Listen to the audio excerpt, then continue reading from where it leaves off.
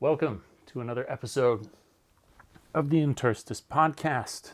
Thank you for tuning in, wherever that may be, Spotify, iTunes, on the YouTube channel. Thank you for doing so, and a big thank you, of course, to the patrons who support this. If you don't already, please do consider doing so. You can for as little as $1 a month, and that's how content like this gets made. I'll put all of my contact stuff down below if you want to follow me on the other social streams that I do. That's cool. Now let's get into it. So, what's been happening? What are the thoughts? Where can we go this time? So the one that immediately comes to mind is, it's not even a book I've been reading, but it's a guy that I have a great deal of respect for, and I will read more of his books, is Simon Sinek. You've heard me talk about him before. This guy has a lot of really interesting, valuable perspectives to offer, and I've been trying to incorporate them into my daily life as I interact with other people.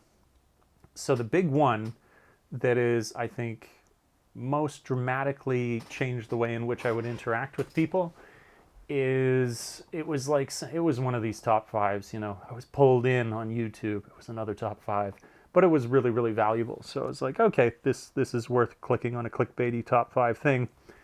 And one of the things that he discussed in there was the concept, very simple concept, but it's harder than you may think, which is to try to speak last. Just exactly what it sounds like. So if you're hanging out with your friends, people you've met for the first time, doesn't matter who it is, doesn't matter the social circle that you find yourself in, but to resist the desire that we so often have, which is to want to have our voice to be the first heard, to have our opinions be the ones that are validated. And it's incredibly useful. And he says, like, not only speak last, but make the effort when you're speaking to people to be more inquisitive, and that's just to ask more questions. And I found that it's incredibly calming. That's one of the immediate effects of it, is you're like not all wound up trying to get in your 2 cents endlessly on whatever it is that's being discussed. It is insightful because when you allow people to speak, you get a better sense of what you might say when you do eventually have a chance. And people respect you more. I think you become a more valuable part of that conversation because people are able to be heard. People don't feel that you've climbed over them to make your opinion. The one reservation that I might have about this is that if you adopt that way of thinking, that there's the fear, or at least the concern that I had, was you don't want your friends, or wherever you're meeting socially, to think that you're like mind gaming them. So it's really very much important the spirit with which you do this. So if you do it as a sort of socially manipulative thing where you're like, I'm trying to optimize in a way, again, that places me over anybody else, that now you've basically defeated the whole reason that you were doing it in the first place. But if you take the approach that you're doing this really genuinely to understand people's point of view more, to be more respectful of your place within a conversation, that you can do so, and it doesn't have to be like you're gaming everybody that you're with. Like, I say this for my friends because my friends listen to this podcast sometimes, which I'm incredibly grateful and flattered for. I can't believe, honestly. But it means for them that they don't need to think like, oh, well, Dave's hanging out, he's trying to do this like weird social experiment. It's not. It is really as an act of consideration. And for all the reasons I've said already, it's been really, really cool. Like, when I listen more and I ask more questions, you get better at a number of different things. You get better at taking in the information that's presented to you. You practice questioning. You practice, like, how can I create a conversation that keeps going and then doesn't reach this eventual dead zone where you're so used to only sharing your point of view and your opinion and your way of thinking that as soon as that's exhausted, you've no further interest in the conversation. You find instead that if you are asking genuine questions and you are listening more, that you get more from the conversation as well. And I really like that. I've thought about it as well, something I was listening to again recently. This gets all very like woo, kind of metaphysical stuff, but it doesn't matter. It's all, if it's genuine, if the spirit is right. And one of the things is, I was listening to, it's one particular version of the Tao Te Ching, which is a sort of like, I think it's written by Lao Tzu. I think that's the Chinese philosopher that created this thing. And a lot of it has to do with, I believe the expression there is wu wei, which is like non-action. Or if you listen to Alan Watts, another way that he was looking at the translation of it more closely is to not force things. And when you adopt that kind of mindset, you actually, I think, end up having more energy generally, more energy just like as you sit there, you feel, sit there or whatever context you find yourself in this conversation, or you have more energy just sitting there, but you also have more energy for the conversation. You end up, for having done less, getting far, far more out of the social interaction, which, if our interest is to have something that's meaningful and that we're not just throwing word salads at each other the whole time, that this is a really, really effective way to do this. And I was like, oh, okay, well, this is a really cool, valuable concept. That was one of the top 5, or I should say the one that stuck out the most to me when I was listening to it. Incredibly valuable.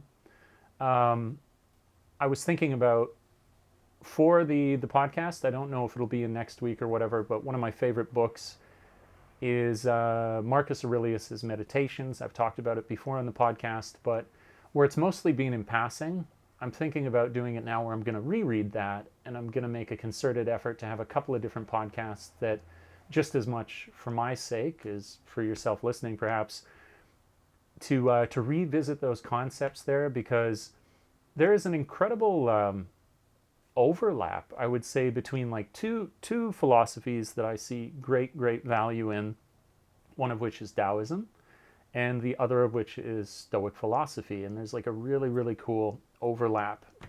And when I think about truly when I'm most content, it's in times of tranquility. Of course, there's like extremes, the dopaminergic rush of going out and doing really exciting things with people, and that's a kind of fun, a kind of like satisfaction that you get from that.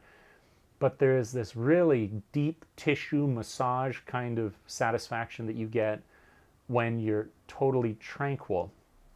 And this way of thinking is something I want to like get into more. I was thinking about saying it at the time, but maybe I'll just say it now anyway, is that one of the things that I would say first off, as we go down this rabbit hole, as I read that and then offer some of the reflections that I have on it, it's with full admission that 100% of these things I fail at. So it's like that if your goal is that you want to become more patient, it's not that I'm a patient person. I'm impatient all the time.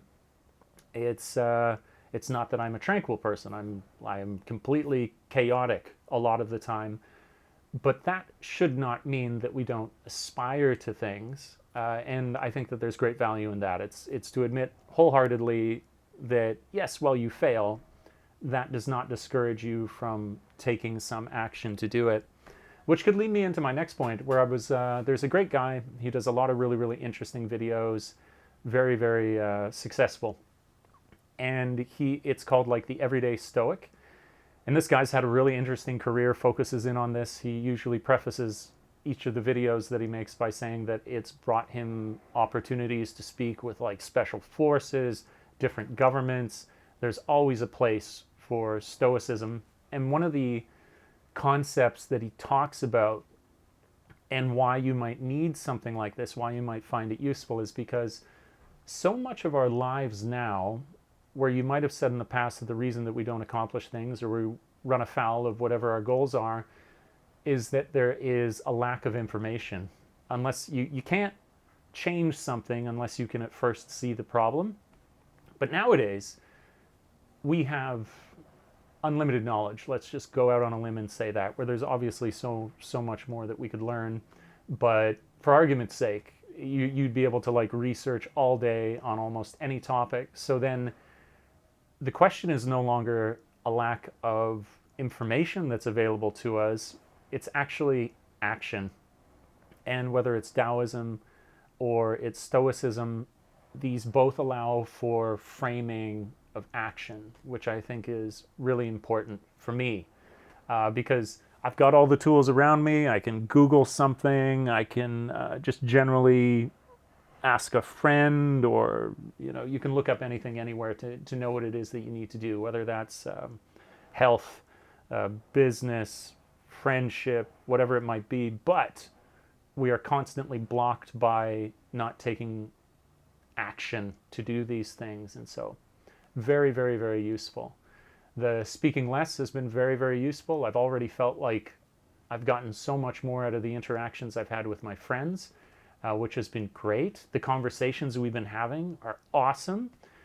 And I take it even a step further. It's like, I don't know if this is what you're supposed to do or not, but I also really enjoy the act of you're listening to someone and you're doing as I am. You're trying to like come up with an interesting question that might progress the conversation, get more of their perspective, which informs you more of when you do eventually speak what you might say. But usually in the background of all of this is that I've got something that I do want to say, and I'm waiting for that spot where finally somebody says, well, what do you think about it?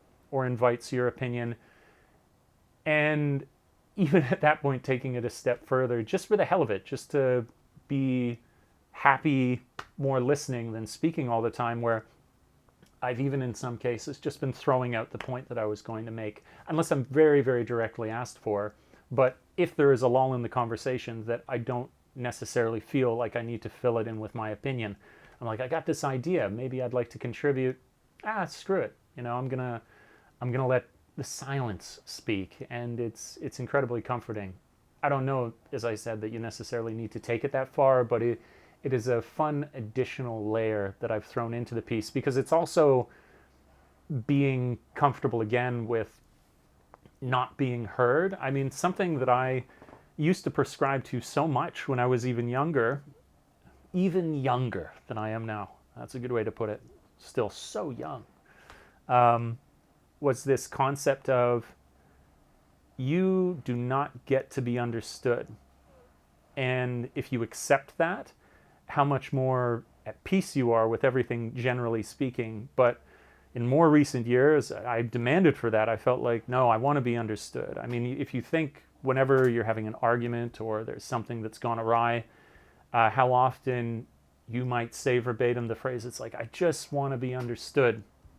It's almost a little bit of like another one of these like major landmines, which is it's not just to be understood, but I can't remember. Screw it. I'll come back to it. I'll circle around. Which was it though? That's gonna kill me. It's not only that you don't get to be understood. Woe is me. That was the other topic I was doing there. Scratch it. We'll go on to something else. Let it flow. So very, very excited. I'm going to be going back to Canada. I made that announcement on my main channel recently. I was like, I got joy. I got to share this. I'm so excited to let people know about this.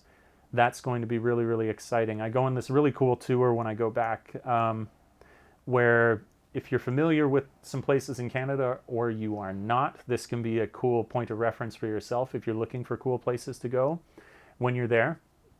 So I always start in Vancouver. Vancouver is it makes sense because you have the airport in Vancouver. So you fly into YVR and then you can take the SkyTrain. We don't have a lot of mass transit, like rail transit in Vancouver, but there is a little bit. And you take that from the airport into downtown. I'll stop in Yaletown. I got a great friend there. I was talking to him the other day. And then from Vancouver, I'll usually go over to Vancouver Island, but the one that is a more best kept secret that not so many people know about, but I would invite more people to visit there, is this town called Kelowna. And Kelowna there are these very, very famous lakes in the interior of BC. So it's as you head eastward from Vancouver, and it's how would you say, it's characterized by the fact that during the year, it's totally a vacation town, and usually it gets really, really big. I don't know, like this figure that I'll now quote for it is from many, many years ago. So I'd imagine there's a blip, obviously, because of the Rona. But now, since borders are opening up and everything, you're going to see a lot more of the popularity in the way that it once was. And that's that during the summer, it has X number of population, and then during the summer, it swells by like 300,000 people. For good reason. It has these beautiful beaches, all of this like water sports life, great place to go. And for me, for the different things that I'm interested to see, similar to Kyoto, there is a bylaw here, maybe you call it a bylaw, I think, that there is a restriction on how high you can build any structure in Kyoto. And what this does is it gives you access to the sky, and there's, I think the phrase people would use most popularly is like you retain human scale. And that's a really beautiful thing, and I really like it here in Kyoto, but I could see places that benefit from not necessarily having this rule. And I think one of them is Kelowna. And Kelowna has had that bylaw where you cannot build above a certain height. It's been about 5 years now, something like that. But they finally removed the bylaw so that taller structures can be built, and they can be built along the shoreline and so on. And I like this. Like, Kelowna is big enough that, or I should say, not Kelowna, but Kyoto is big enough that if that were to happen, I feel like if you were to allow for them to build these structures super tall, that it would, all of a sudden, it would be massive. And where you have an erosion of the traditional buildings here already, that would be sped up even more. And so applying appropriate concepts to the appropriate place, I can see how it makes more sense here. But I think in this cool, happening, up and coming city, it's really not that big, that allowing for this, allowing for the greater scale of the buildings could be really, really cool for the, like, call them inner like, it's not a harbor, but like the shoreline, let's just say the coastal developments in the city. And so I'll be going there, which is great. And again, I haven't been back to Canada in over 6 years, so it's going to be extremely dramatic to see how it's changed, because that bylaw was gone X number of years ago. They've been starting to do these kind of buildings, and I thought that was really, really cool. I have this like fantasy that I would be able to own property in various places, and I would be wealthy enough to remove the limitations from my life rather than the purpose of just having money, but that monetary limitations are basically that. It's like, oh, if you want to do something, you can't do it. I just want to be able to do things. It's not that I want to have a big, number in the bank account, but I do like being able to do things. And I thought how cool it would be to own one of these apartments or whatever in one of these taller buildings that looks over these lakes. It's so beautiful. You can see them if you look up like Kelowna developments after you listen to the podcast, and it is gorgeous. And I don't know if it's still the same case now, but it was also a place, because it wasn't so popular and everybody wants to live in Vancouver, that if you wanted to get real estate in Canada and you wanted to get it in a really nice place, but that was undervalued, you could go to Kelowna.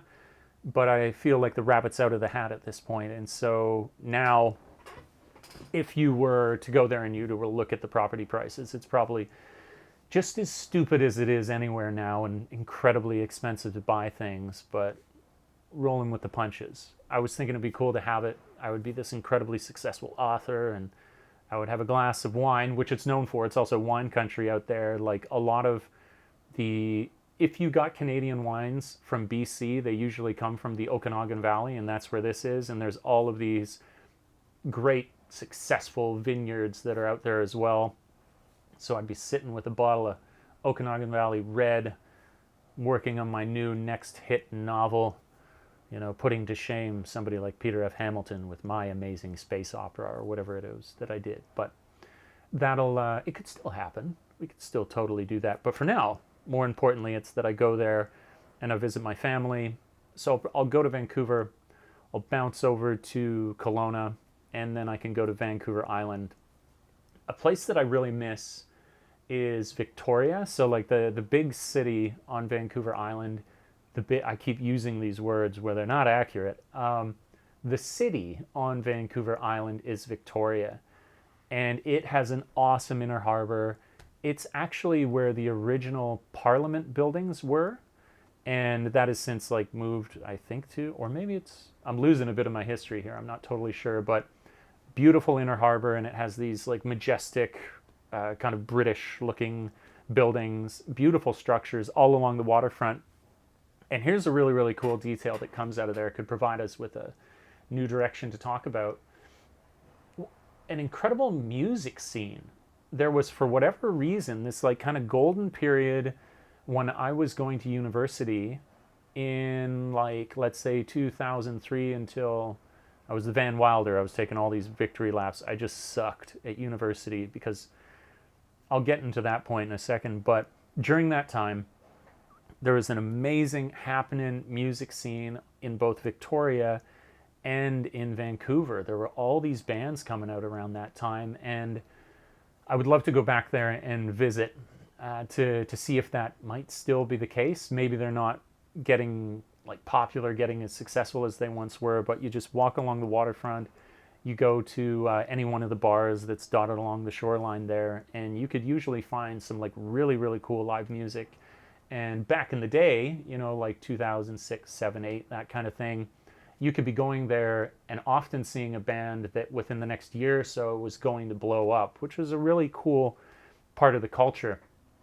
And especially interesting, I wonder what gave birth to that, because what is it about this like little small town, small city? What about the culture did that? Because it's certainly not density. It had nothing to do with there being just enough people that you had a bunch of really, really cool bands coming out of there. It happened despite that. And I'd love to visit it again.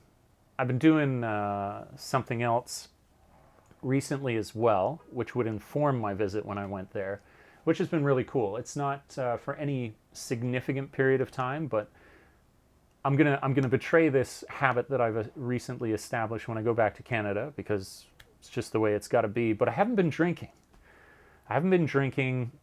Most importantly, it's been, I would say, is like just a rubber stamp word. I would say that it's because of productivity, where I don't usually drink during the week or anything like that. But if it got to the weekend, it was finally time to celebrate, I would drink your standard sort of binge drinking. You know, I'm gonna put down like 8 drinks or something like that. You are definably, distinctly hammed. You're inebriated. But then the next day, when you get to the ripe old age of 37, these hangovers, they hit differently now, and it would just erode any sort of progress that I was making productively. I would just get up and be like, oh, I can't do anything. But it wasn't just the productivity. Another thing that's really, really important to me is the progress that I make physically at the gym, getting swole. And since cutting that out, it's been awesome. I'm like consistent in a way that I couldn't be before, because there was always these constant interruptions. Not only are you taking a break on the day of because you're hungover and you need to take a break, but then it's also just the amount that your body can rebuild and recover. You want to destroy any sort of progress that you're making. Well, you can drink and it'll do it really, really fast. It's so important to identify that going to the gym, of course, is just 1/3 the work that you have to do if you do want to see progress, because you're going to the gym, but then when you sleep is when you get all this like hormonal release, which is, you know, encouraging hypertrophy, which is the building of new muscle, the new synthesis of muscle. And then you got to eat well. There's this like, it's just the way that it is. So like if you don't sleep well, which you're probably not going to because you're hungover or whatever, we usually crave higher, well, in 2 ways you screw yourself here. When you were underslept, you naturally crave higher calorie food. I believe this is a result of your body's chemistry at that point is woken up. It doesn't feel fortified from the sleep that it's gotten, so it looks to fortify itself from another resource, and that resource is often food. And know this for a fact, I've quoted it, but I'll quote it again, a study that was done in this Why We Sleep book, where it was talking about these two groups, and you had one group that was well slept and one group that was sleep deprived. And when they would get up in the morning, they would have a choice from this buffet, and those who were underslept would go out there and they'd choose all the calorically dense, tons of sugar options that they had, and those that were well rested would go out and be satisfied with far, far less calories. And we know from calorie restriction, from fasting, all the different benefits that you get from this. Now, you compound being underslept additionally with being hungover, and you'll do this sort of thing that I do, where I'm like, I'm going to need 20 pancakes, I'm going to need an omelet, and I'm going to need whatever else it is. I'm going to stim myself out on coffee, something like that. So it's been awesome. I would like to extend this experiment far, far further. I said I'm going to betray it when I go back to Canada, because these are people I haven't seen in 6 years. And so when I see my brothers, likelihood is, we're going to want to have a bottle of wine. But for as long as I can maintain this without being a zealot about it, I would be completely content not to drink anymore. You get such a boost from the things that you really, really love doing, that it also makes it a lot easier to do. I think I'm uniquely situated as well. This is kind of an easy one for me because it's not quite as much of a monkey on my back, where everybody's got a thing.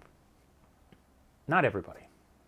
Most people have a thing. Now, whether that's alcohol or it's nicotine or it's whatever you're into.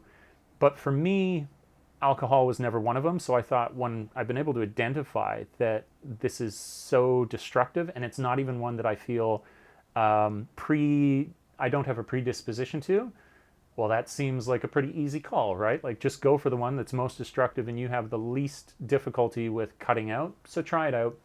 And I can say that it's been about a month now that I've done this, that it's so worth it. It's great. I've really enjoyed the results of it. I know people go for much, much longer, but even as like a preliminary round of what I've been doing, it's been absolutely awesome. Don't know how many positive adjectives I could pile onto the top of that, but really, really good.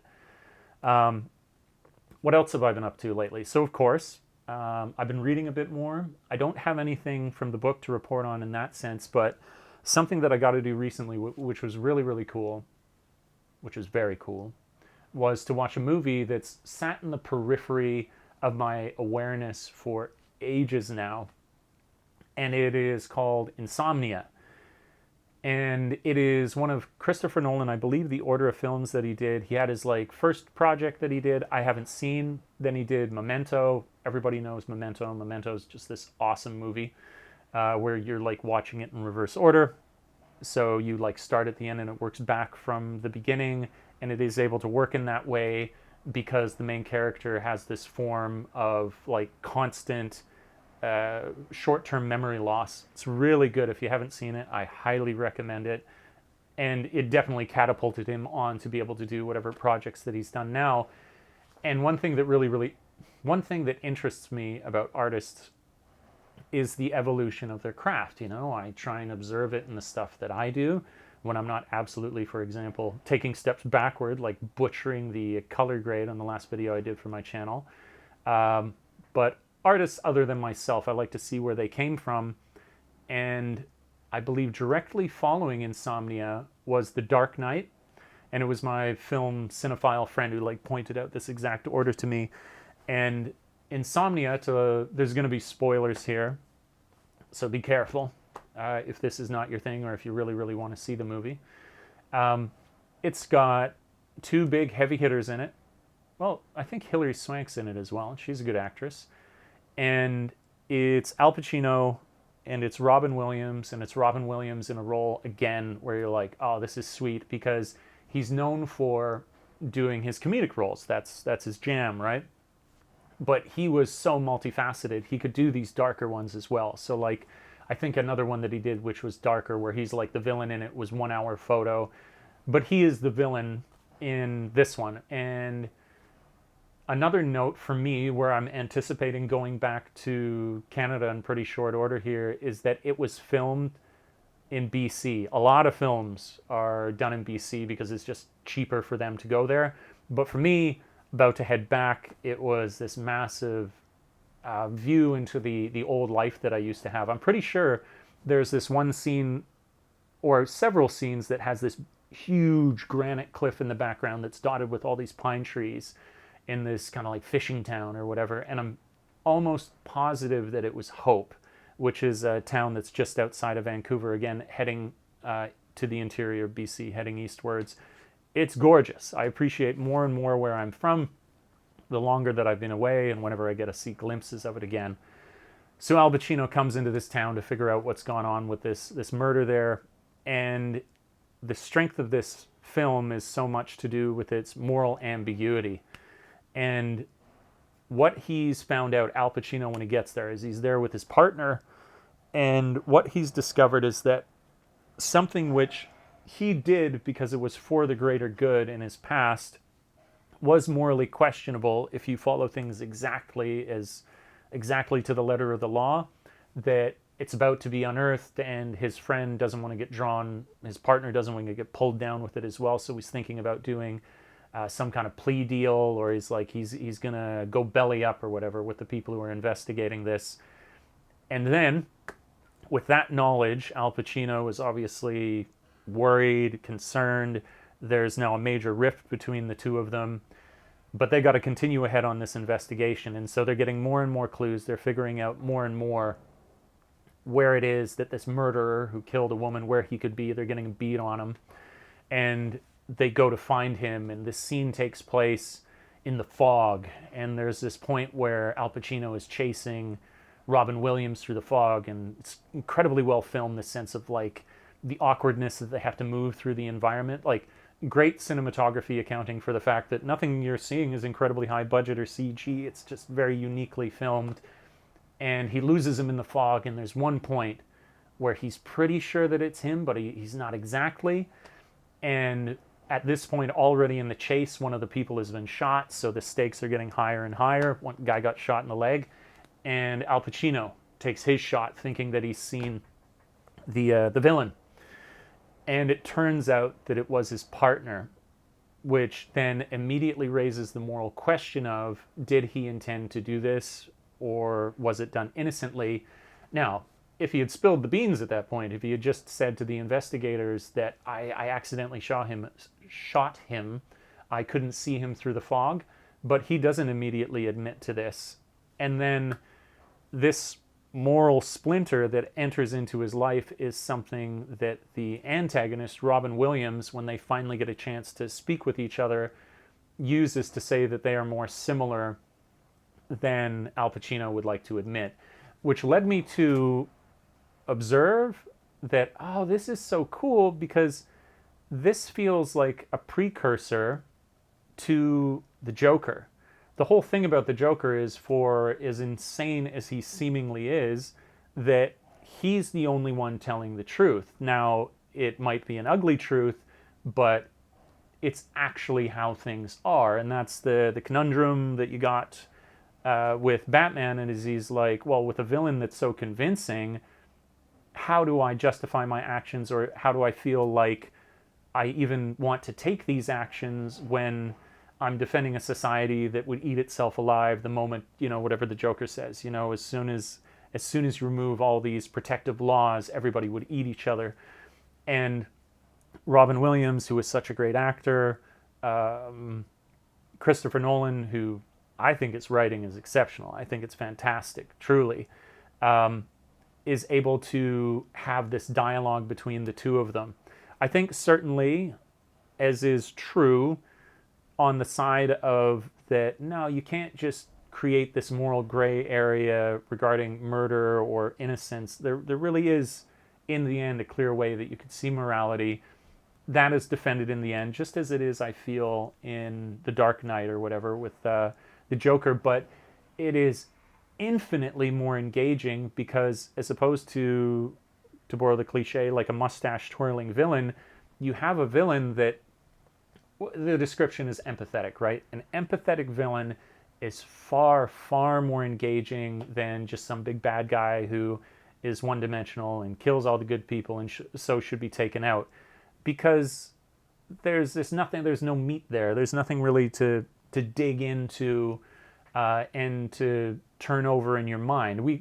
Basically, it's this idea, as soon as we completely understand something, it shuts off our engagement with it. Like an example I could give of this, like a cool little microcosm again, is I did a reel a while ago, and it was one that I had great success with, where it was a shot and it was in Shinjuku, and all I did in the edit was I layered the shot one on top of the other. It's the same shot, but the shot's layered. And then I scaled the second shot up. And so it looks like the image is coming towards you, but while the second layer behind it is staying still, you're not sure what's going on. And I think the reason that that reel was so successful is because there was a question in the reel, which was, what's happening with this image? And people would watch it again and again to try and figure out what that was. And as soon as they figure it out, they understand, they move on. And in the same way, I think interesting stories are written in this way, where so long as you don't have the answers, so long as you have two viewpoints on life that are in some kind of equilibrium, they're vying for which is actually true, people stay engaged. And I saw that as a great strength here in the film, and definitely a masterstroke of like these two excellent actors who could convey that. You know, I don't think it would have been done as well by someone other than Robin Williams in the role of the antagonist, which was very, very, very cool. And then really, really interesting scenes. You'd think that, I mean, how much could be going on? How exciting could it be to have something that takes place in essentially what amounts to a fishing village? And I believe they say that it's in Alaska. That's the idea, but it's BC.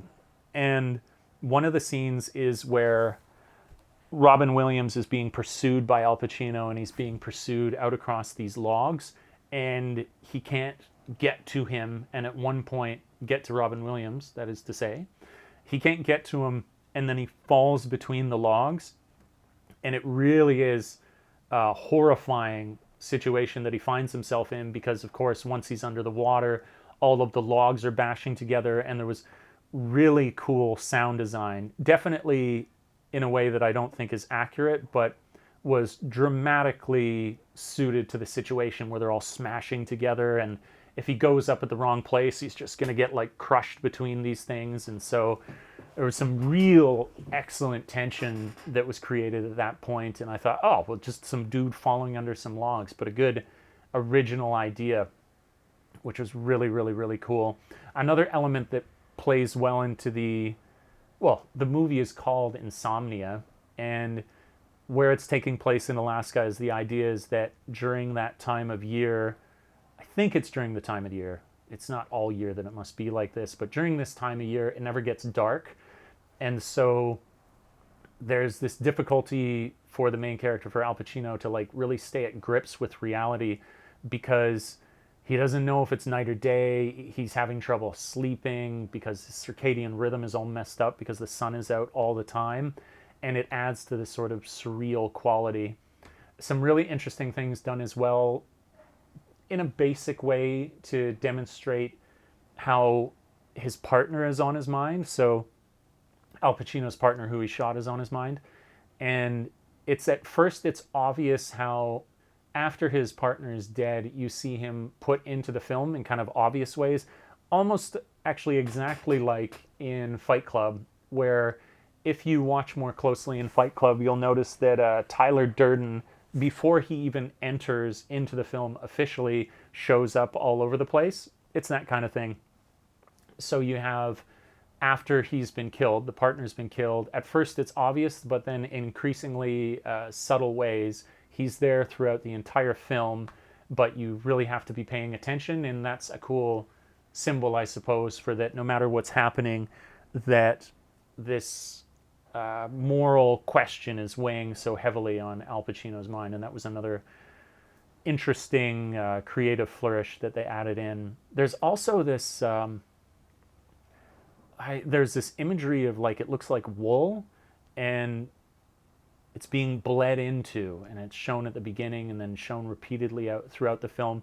It's such an interesting line that Christopher Nolan has managed to tread between, as far as I see it, it's like mass appealing art films. Like his films are super artistic, super high concept, but somehow he's made high concept, high art appealing to the masses, which that is really, really difficult to do. But I like that. There's no reason that something that is artful cannot at the same time be really, really popular. I'm going to get away from saying really, really, that it can't be popular. And I noticed that with his stuff. Tenet was so cool. I know that's really divisive for people, but I absolutely loved Tenet. I watched that several times, enjoyed it. Enjoyed it, of course, the most of all to begin with. But very little was diminished by seeing it again and again. And there were things that I definitely noticed as I watched it a second and third time that I gained increasing enjoyment from, which was very, very cool. So Insomnia was some great visual media that I got to participate in recently.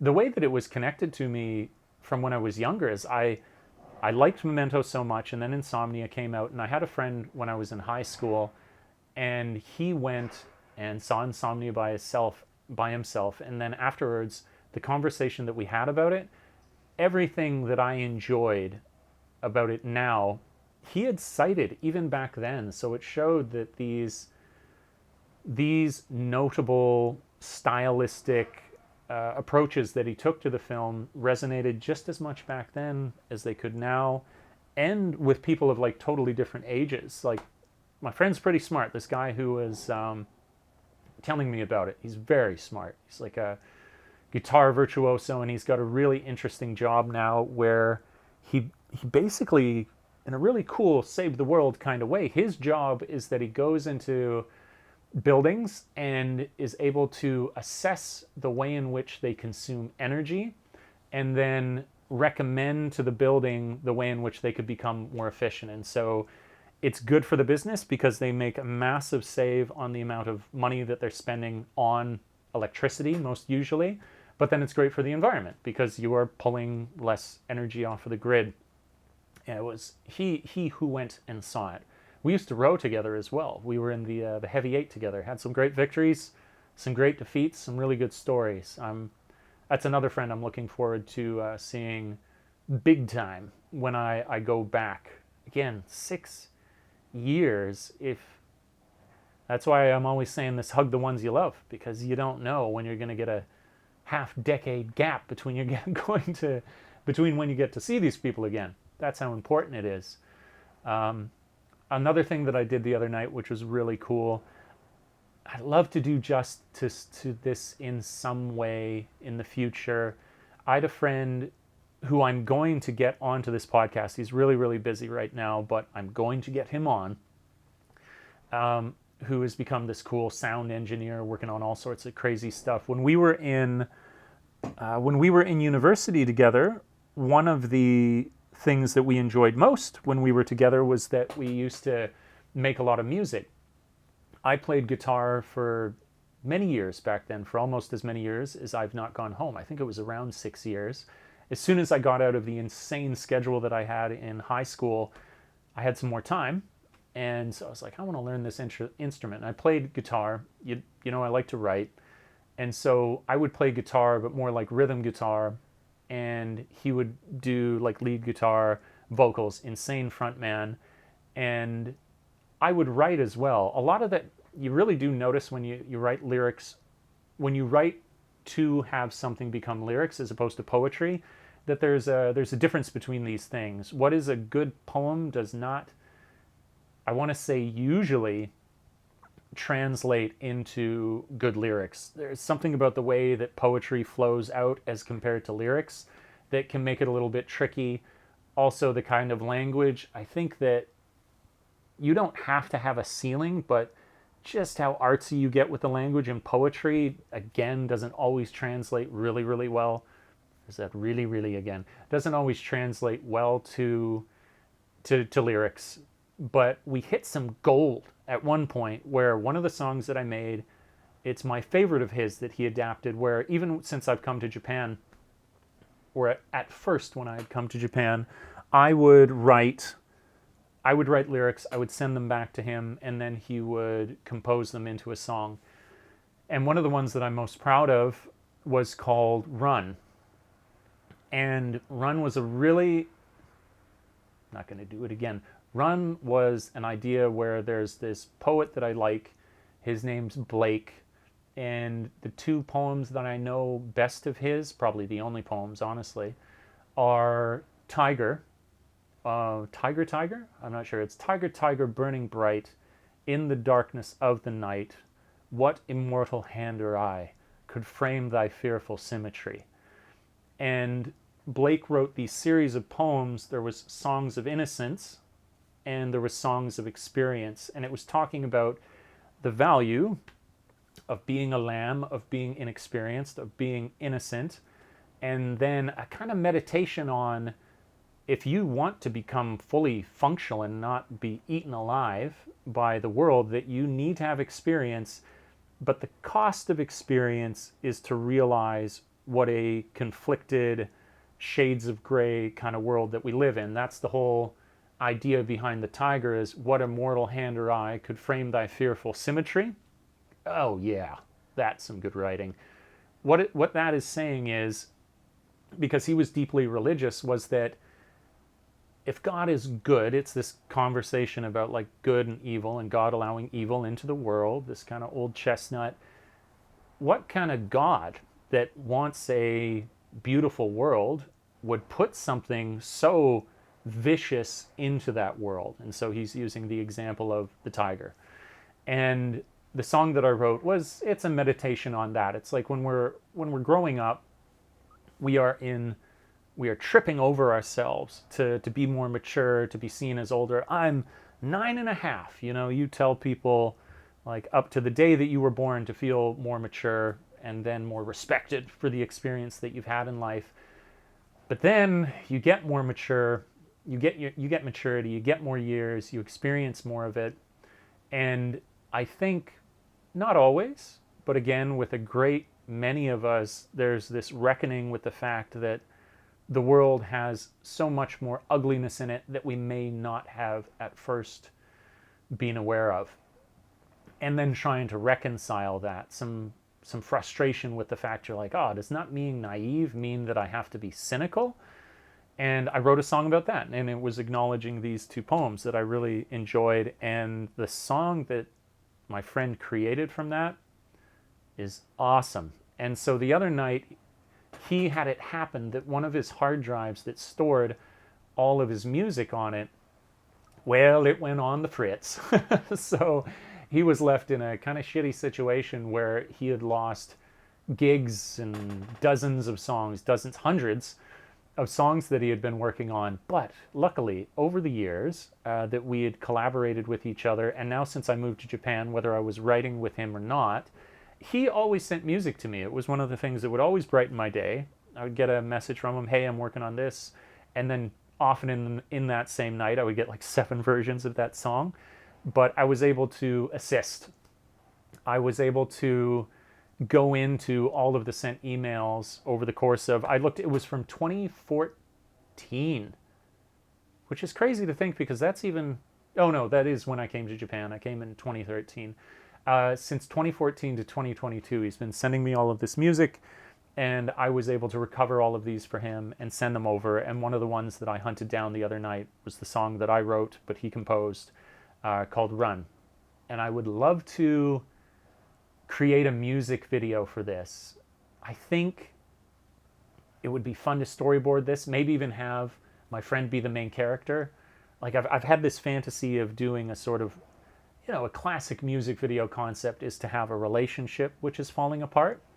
Because this is a good example of the sort of being naive, being innocent, but then realizing the cost of experience, where when we're young, I think this is universally shared. It's a real human characteristic, is that we all want to experience love. We all want to love and be loved, and in a way that is different from what we might experience in our family. You want to have that intimate love. And everybody is, again, tripping over themselves to head into a relationship and to discover this and to experience that. And then you get your heart ripped out and dashed to 1,000 pieces, and somebody does the cha-cha on it, and you realize that if you are going to love somebody, that it's going to very frequently have the cost of that your heart is shattered, and then also to face that how many times are you able to put it back together, and can you withstand the trial, which is to do so without becoming embittered. I think a lot of people, once they have their heart broken for the first time, they are not willing to have to go through that again, but then it means that they can't experience love again, because this is a truism, it goes without saying, but I'm going to say it, that so much of love is vulnerability. It's that if for someone to know you, they need to see all of you, and that means seeing your strengths equally your weaknesses, and that's really, really tough, and I don't blame anybody for that. Like, I had in my life, I've had that once most significantly, but it's occurred more than once, I would say. And it definitely, if you learn the lesson, it makes you more compassionate, that's for sure. When you see somebody going through it, and a lot of us don't handle it very well, we're like kicking and screaming, and we're resistant to the change, the big change that's happened in our lives when that happens. And you do definitely get better at helping somebody through that. It's not always even to focus on it. I think having this talk with someone where you're like, you loved her, you loved him, whatever it may be, but you got to get over them for this, and this reason. That's not always even the way that you do it. It can be more indirectly. It can be that you're supporting them and getting them out of the house, or involving them in some other social thing. Again, this can go without saying. It's like when you're through the shit, that teaches you some of the most important lessons that you could ever have in your life. And that's really cool. That's, I think, one of the most useful ways to frame tragedy, actually, is like tragedy more often than not is some of the most important lessons that you ever get. But it is really hard to come to terms with, is it worth it? I think too, especially hard now that I'm on the topic, it's tough when it happens more than once, because when you experience it the first time, you could say, okay, I lacked this experience. I needed this. I needed to get hurt in this way to learn something, to no longer be the lamb, to become the lion. But then when it happens again, you're like, I learned this lesson. I know what having my heart broke feels like, and I don't have any benefit from having it broken again. But I think that is as well an error. I think the thing, if you feel like you are still unable to contend with the way that makes you feel afterwards, then I don't think that you've fully learned the lesson. This is another thing, like harkens back to the conversation I'm having here about like the Stoics. I mean, so much of the Stoics, it was that they are not trying to be, what would you say, unemotional. They're not trying to go without emotions. They're essential to the whole human experience, but it's more how to experience things in a way that build you up as opposed to break you down.